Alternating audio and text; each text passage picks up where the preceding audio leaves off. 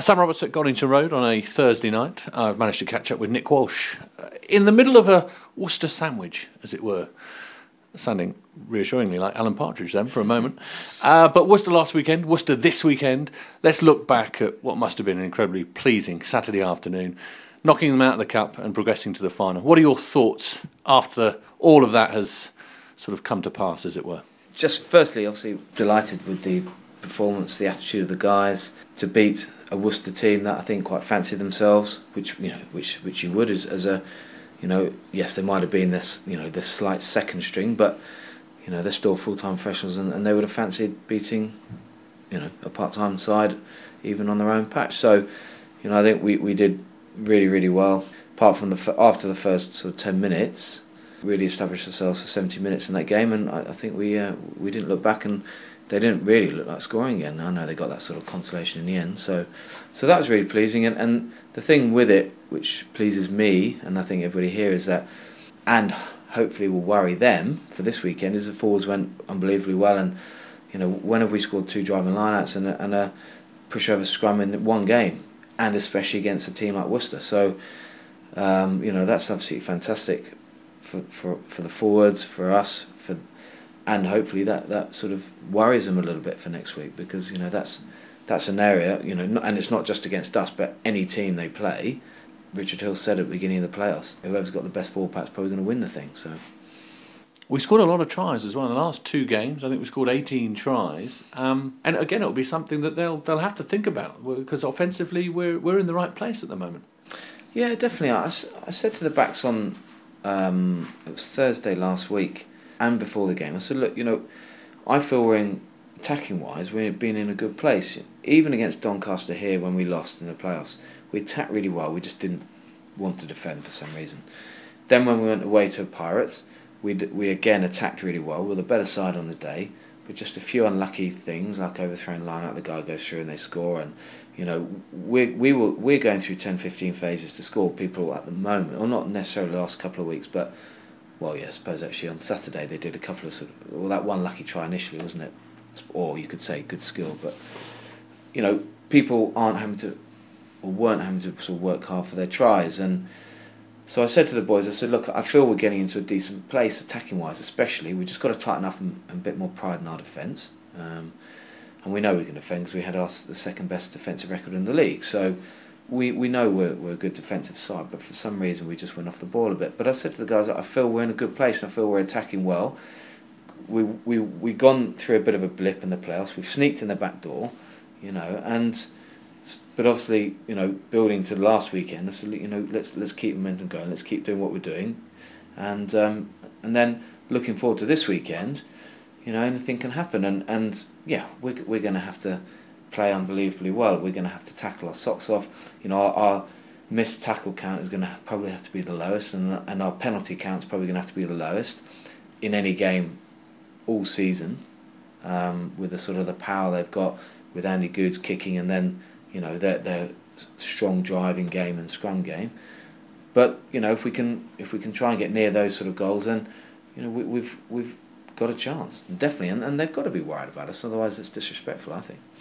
A lot of people have said about the fact that we have nothing to lose, we can go and play the game in a sort of laissez-faire way, as it were. In a strange way, does it worry you that mentality might be there for the Blues? It doesn't worry me massively, because I know that the character of this lot here, the players, and look, it's going to be probably virtually a full house. It's live on Sky, and to be honest, the last time we played on Sky we were disappointing. For 50 minutes we were good, for 30 minutes we were really disappointing against Pirates here. So yes, we got nothing to lose in the fact of all the pressure's on them. No one expects us to win. They are the team that have to go up this year.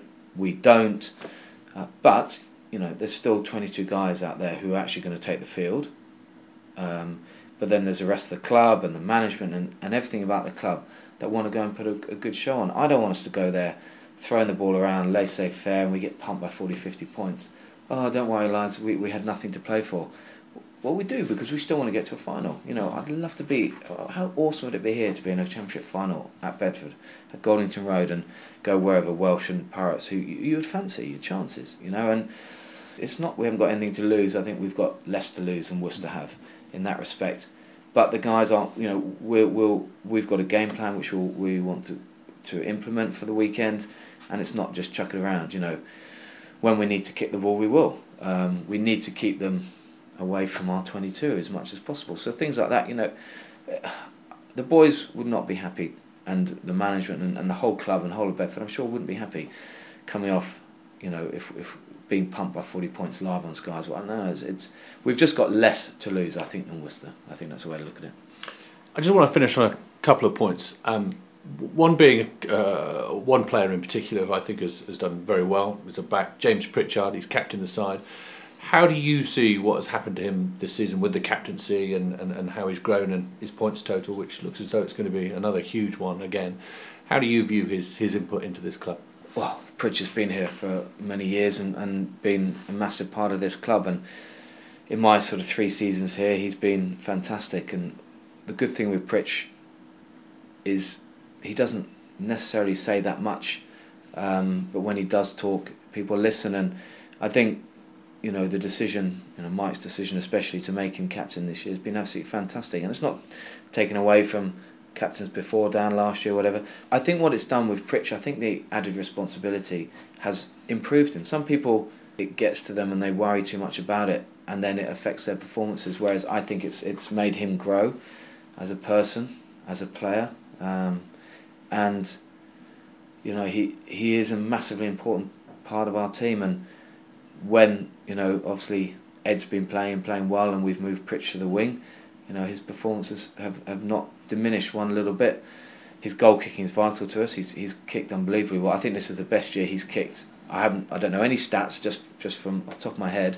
I think for me he's kicked the best this year than he has in the last 3 seasons that I've been here. But no, he's massively important to us, and he's got a really good work ethic, and he trains hard in the gym, and you know, Pritch is a really good guy to have around and enjoys his rugby, and he's sort of Mr. Bedford. Him and Sasha sort of Mr. Bedfords, really, aren't they? And so yeah, he's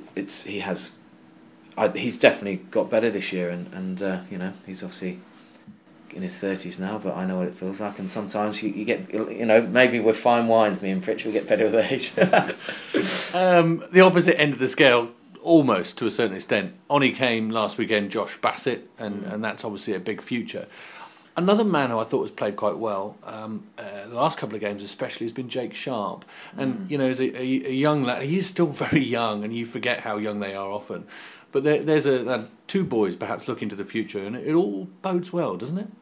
Yeah, talking sort of about Josh first, I mean, it's quite funny because I have this vision of Josh in pre-season, and we did this fitness test, and fair play, he did it probably exactly the way you're supposed to do it, and he went herring off, and at the end of it we had a bit of a break, and we were going to play this touch games, and Josh was like, oh, you know, he's all dizzy, and I feel sick, and the boys like, come on, you know, who's this kid, and getting into him. But I just have this picture of him. It's funny, but he's been brilliant, and it's really good that he's got his opportunities this year, and he's done fantastically well, and he's a massive one for the future for this club, and to go on to bigger and better things. I have absolutely no doubt, and so I can't wait for him to be fully embedded in the squad next year and pushing for a first team spot, which he will do, I'll tell you.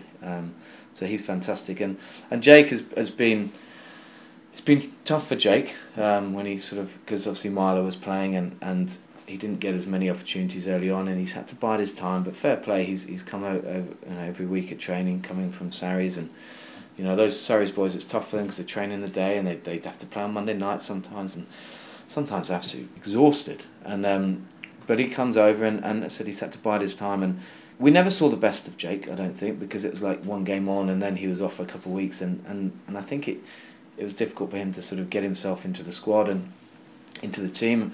But now he's got consistent games. He's been absolutely fantastic, and I think he's got a really good mix in his kicking game and his running game. And again, you know, for next year he's going to be fantastic, and I do think he's going to be one of the best flyers in the league, without a shadow of a doubt, next year. One final thought about the British and Irish Cup final, a couple of weekends' time.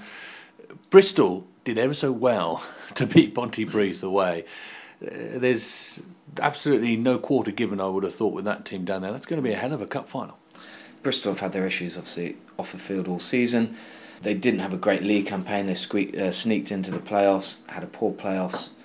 But maybe once they got into the playoffs, you know, that's what they needed to do. So they were away from the relegation. Maybe they thought, well, look, let's put this season to bed, but we've still got the British and Irish Cup to focus on. Everybody wants to get into a final. Everybody wants to win silverware, and especially when they got the semi-final, and they knew that if they won that, they could be at home. You know, that it's a massive motivation. And if you look again, it's baffling why they've been so poor this year. You look at their team sheet week in, week out. It's a damn good side. Lots of experience and really good youngsters in there. It's, you know, I know we've beaten them twice this year, but it's going to be a hugely tough game. You know, it's Paul Hull's last game as coach. Quite a lot of their players, it's going to be their last game. There's bound to be a good crowd there for a final. It's actually going to be massive, and it's going to be extremely difficult.